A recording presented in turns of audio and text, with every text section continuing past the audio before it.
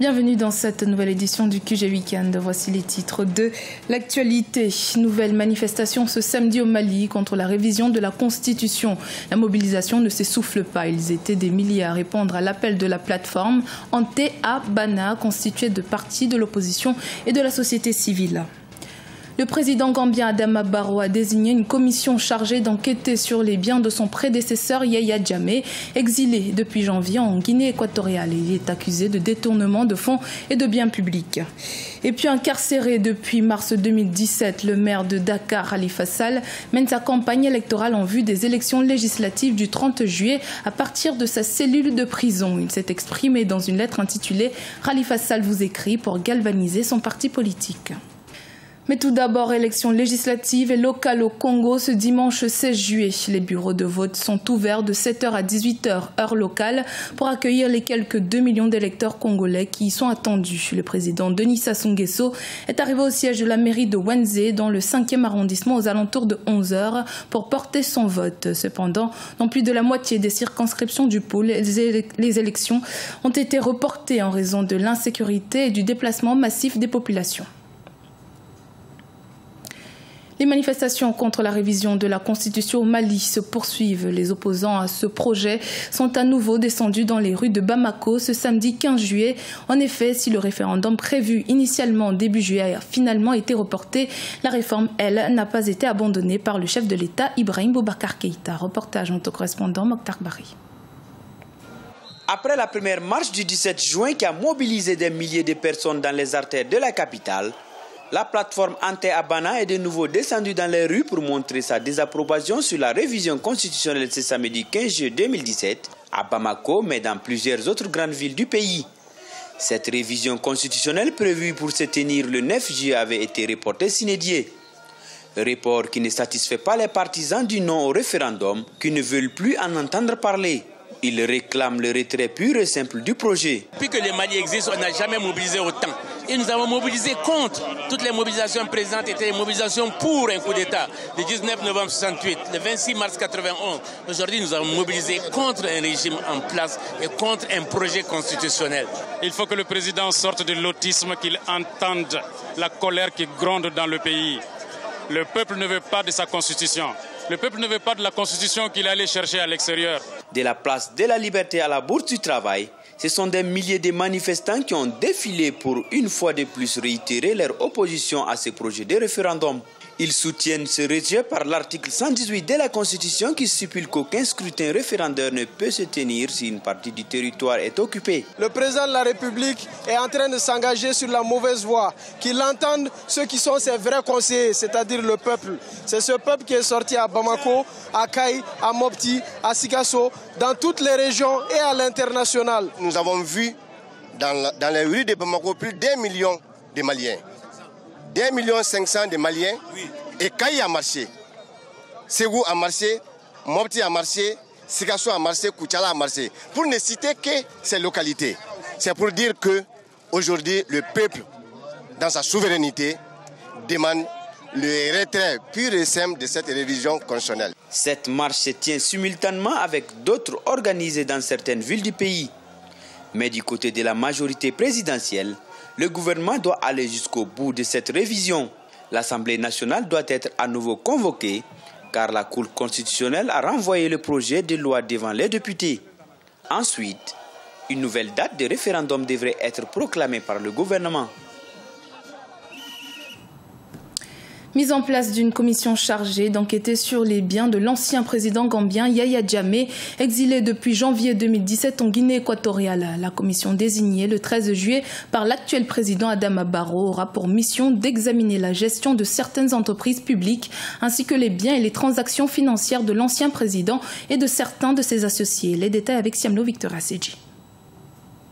6 mois après avoir quitté le pouvoir sous l'impulsion de la Communauté économique des États de l'Afrique de l'Ouest, CEDEAO, le président Yaya Jammeh risque de se retrouver devant la justice de son pays, la Gambie. Sous ordonnance du nouveau chef de l'État, Adama Barrow, une commission chargée d'enquêter sur ses biens acquis au cours de ses 22 années d'exercice du pouvoir a été mise en place. Celle-ci est présidée par le juriste Sourahata Semega Djane ainsi que de comptables assermentés, d'un banquier.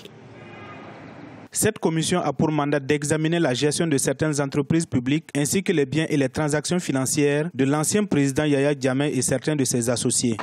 Si jusque-là aucune preuve tangible ne l'incrimine, Yahya Jammeh est soupçonné de détournement de fonds publics de plus de 500 millions de dollars. 88 comptes bancaires assignés en son nom ou à ceux de ses associés, ainsi que 14 sociétés qui lui sont affiliées ont été identifiées. En mai 2017, le ministre de la Justice, Aboubacar Tambadou, a annoncé un gel de ses avoirs. La commission d'enquête, désignée ce jeudi 13 juillet, a 3 mois pour mener ses investigations et remettre ses conclusions au chef de l'État, Adama Barrow. Les autorités ont par ailleurs promis des audiences publiques, mais beaucoup espèrent que ces enquêtes seront menées dans la plus haute transparence. Ce n'est pas une chasse aux sorcières envers qui que ce soit. C'est une commission indépendante dont l'indépendance sera garantie. Il n'y aura aucune tentative de la part du gouvernement pour influencer sa décision.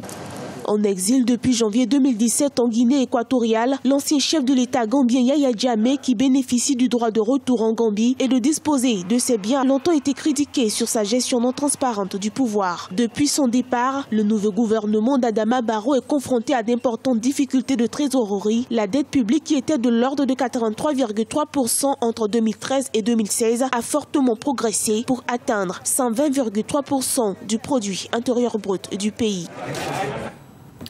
Triste événement au Sénégal. 8 personnes sont décédées ce samedi 15 juillet à Dakar dans un mouvement de foule survenu à la suite d'échauffourées entre supporters dans le stade Demba Diop où se déroulait la finale de la Coupe de la Ligue sénégalaise de football. Au moins 60 personnes ont été blessées dans la bousculade et ont été évacuées vers des hôpitaux de la capitale sénégalaise. Toujours au Sénégal, le maire de Dakar, Khalifa Sall, mène sa campagne électorale à partir de sa cellule de prison. Malgré son interdiction de communiquer, le candidat aux élections législatives du 30 juillet s'est exprimé à travers une lettre largement partagée par son équipe de campagne. Les précisions avec Ibrahima Dumaba. Un fait inédit dans l'histoire politique du Sénégal. Un leader politique investi tête de liste d'une coalition pour des élections législatives bat campagne à partir d'une cellule de prison. Incarcéré depuis le mois de mars 2017, le maire de Dakar, Khalifa Sall, a adressé une lettre aux Sénégalais depuis la prison de Rebeuss.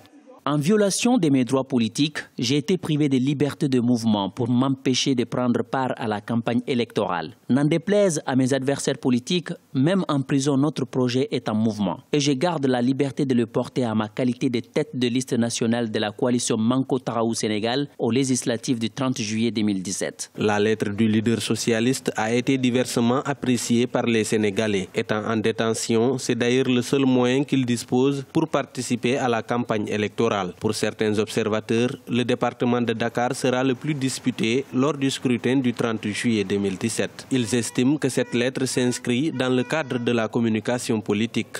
Malgré tout, il est en campagne, il est bien dans la campagne et puis il participe à sa manière dans cette campagne. Il n'a pas son temps d'antenne à la RTS comme il le voulait, mais il va poser des actes symboliques. Et je pense que la symbolique est aussi très importante au niveau de la communication politique. La campagne électorale s'achèvera le 28 juillet 2017 à minuit. A rappeler que plusieurs scènes de violence ont été notées à travers le pays et notamment à Dakar depuis le lancement de la campagne il y a une semaine. Pour faire le contrepoids de Khalifa Sall dans le département de Dakar, la majorité présidentielle a fait appel aux chanteurs politiciens Youssou Ndour en plus des cadres du parti présidentiel Abdoulaye Diouf Sarr et Amadou Ba. Dans l'actualité également, les transferts d'argent des expatriés vers leur pays d'origine ne cessent d'augmenter en Afrique. Selon le Fonds international de développement agricole, en 2016, plus de 60 milliards de dollars ont été transférés vers le continent africain contre 44,3 milliards en 2007, soit une hausse de 36%. L'Afrique du Nord et de l'Ouest reçoivent le plus d'argent et 5 pays africains concentrent 80% des transferts monétaires, avec au premier rang le Nigeria, pays le plus peuplé du continent, qui a reçu 19 milliards de dollars en 2016. Ce journal a été réalisé par l'ensemble de la rédaction. Merci de votre fidélité. Dans un instant, une nouvelle édition de l'actualité sur Africa 24.